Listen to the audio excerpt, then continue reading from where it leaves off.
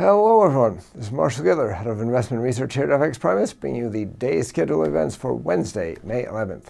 Now, yesterday the focus during European time was the UK trade data for March. Today it's the UK industrial production for March. The UK trade deficit was narrower than expected, which helped the pound. Let's see if the better than expected trade figures fed into better than expected output during the month. Although I took a look at it and there doesn't seem to be too much connection.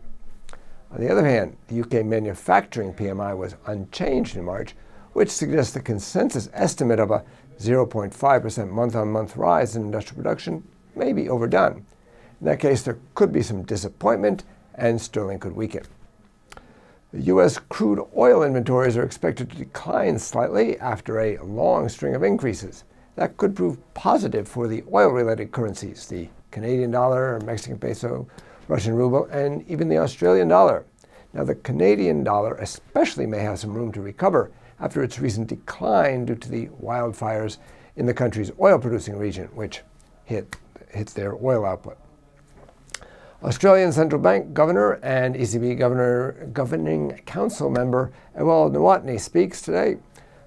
2 weeks ago, he said that the ECB's policies had succeeded to prevent sliding into deflation, and that the ECB expected to see inflation rising back towards its target in the second half of the year. Finally, overnight, we get the Japanese current account data for March and the minutes of the April Bank of Japan meeting.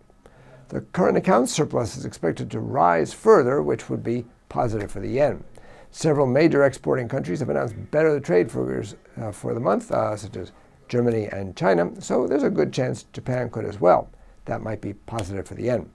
Then comes the minutes of the April 28th Bank of Japan meeting, the one where they surprised the market by standing pat and not taking any new measures.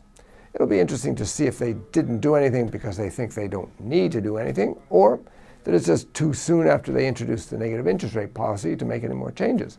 If it's the latter, then that will lend credence to the Nikkei story that they might take some measures in June or July, which could weaken the yen.